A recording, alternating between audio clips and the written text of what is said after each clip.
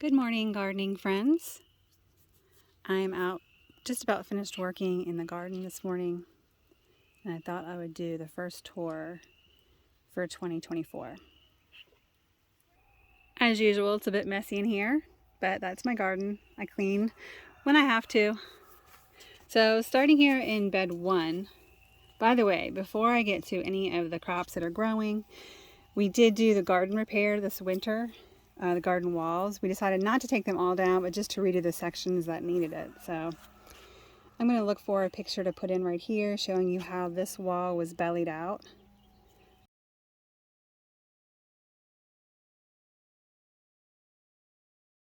And now you can see it's nice and straight. So that wall was taken out and the footings underneath were redone. Hold on, let me show you the other wall too real quick. My husband and kids took out the whole wall on this side. It was like leaning out and over, and it was so bad that the block at this end of the wall, oh, hey Mr. Lizard, the block down here were coming apart. Like there was huge gaps between them because the wall was leaning out so far. But I'm going to show you some pictures and videos of the work while they were doing it. And you can see that 2 to 3 years, like when we built these walls, it was wood chips all the way up until the top 12 inches. So the top 2 to 3 brick were compost and everything underneath were wood chips. And then of course the wood chips compress as they settle. And so then we would add more compost up top over the last 2 to 3 years. And then when we took the wall down, you could see that anything that was wood chips that was left in there was completely decomposed and turned to compost at the bottom of the pile. So I'll insert some video clips from that for now.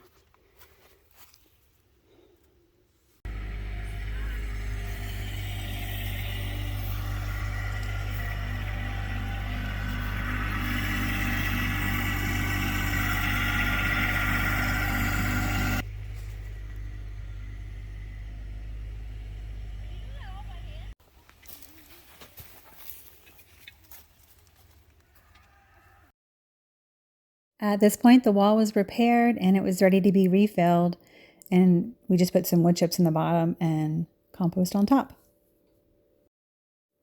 This was a great opportunity to get to see the different layers of dirt that have been settled over the last 2 or 3 years.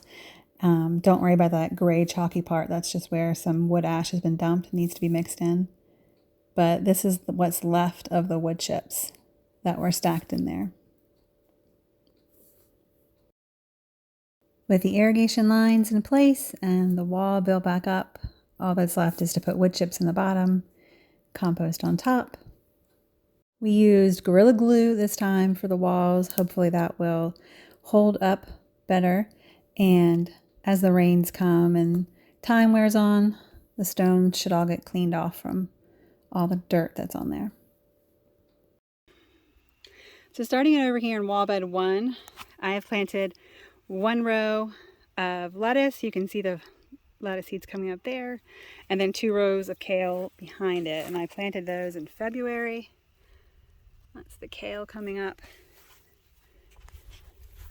And that goes all the way down the length here. And then I have 3 little rows of collards. And the front corner is an experiment with a couple different colored carrots. And I just noticed in the last day or 2 the carrots are starting to come up. Let's see. And the carrots continue down until you get to some onion transplants. So from here over will be orange carrots. Let me widen the screen out. That's better. So from the edge of that wall all the way down are orange carrots.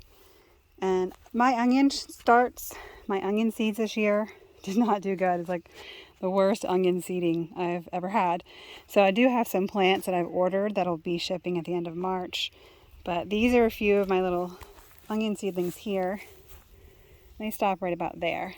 And all of this is blank except for 2 onions all the way down because I'm going to be putting more carrot seeds in there in another week or 2.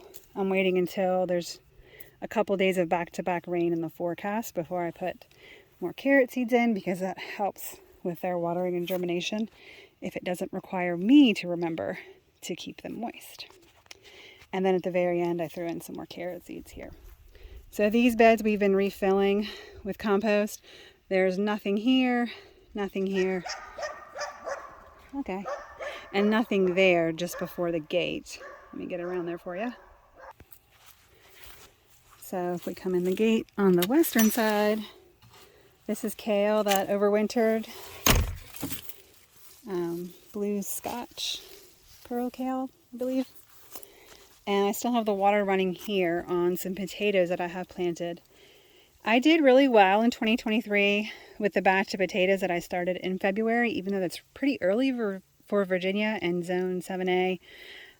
But my wall beds do stay warmer than the ground beds, and they were fine. I just had to cover them when a couple cold frosts came in or freezes after the plants had sprouted. So these potatoes, I've noticed a few just starting to break the ground.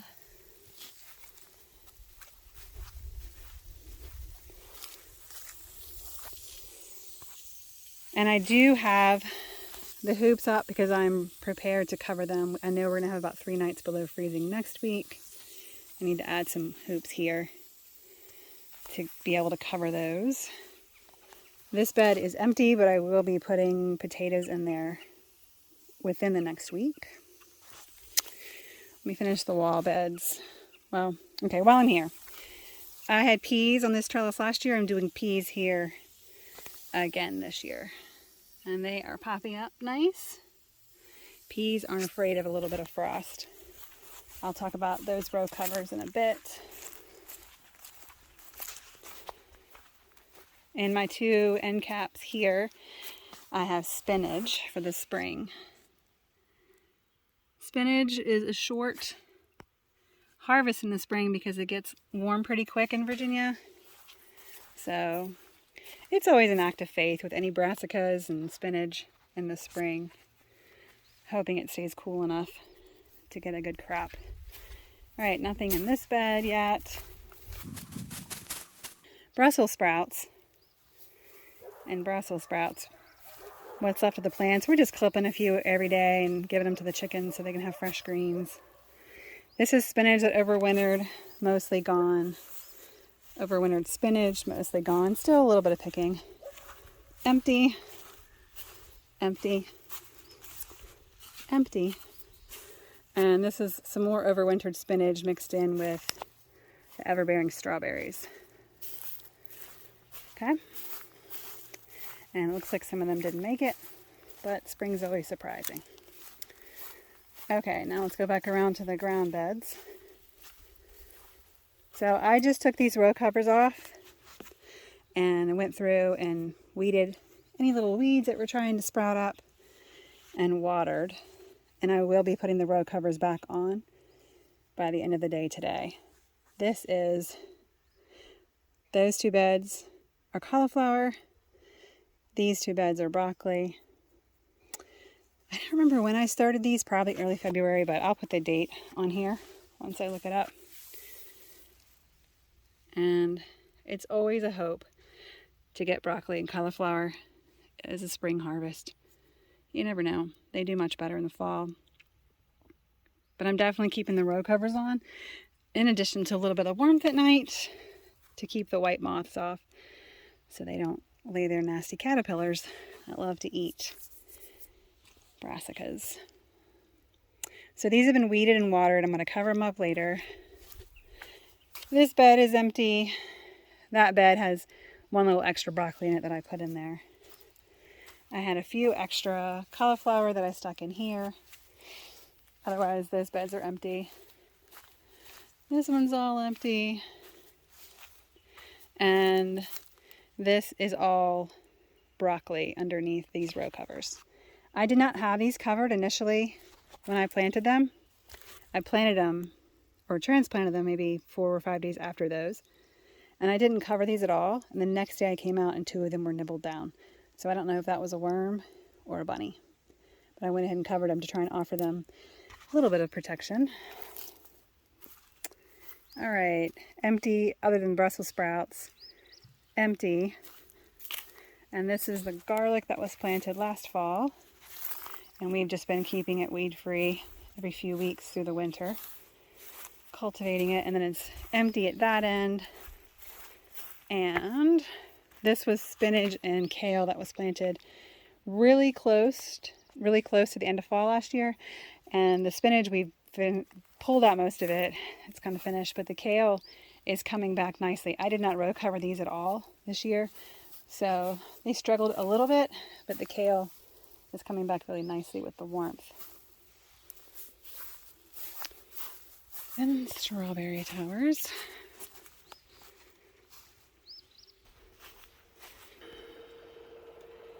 I'm pretty sure today is March 13th. I know it's Wednesday. These are sweet potatoes that I have sprouting to make slips for me. Peppers, I have not. These are something coming out, but I don't think they're peppers. They could be sunflower seeds that were mixed in with some of my starting dirt by accident. And then I just started some tomatoes a couple days ago as well.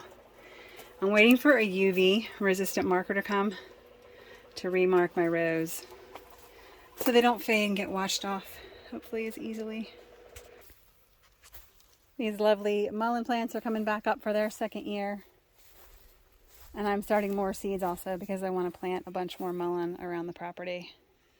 I know it grows wild, but I'm not that smart when it comes to recognizing stuff. So if I plant it myself, then I can remember what it is. So that's how we're looking. March 13th, I assume that's today. Everything looks like nothing's happening, but there's lots of little stuff happening under the soil. And I have not uncovered the broccoli back there because I'm going to wait another few days and then take that cover down and weed it and water it if needed. But we should be getting some water in the next 5 days. While we really enjoyed the long winter break and cozy evenings by the fire, we're always glad to see the seasons change again and the sun come back and the warmth return. The garden is such a peaceful place to be in this time of year. So much to expect. So much to look forward to. Hope you're finding many reasons to be joyful, no matter what's going on during your days. Talk to you later.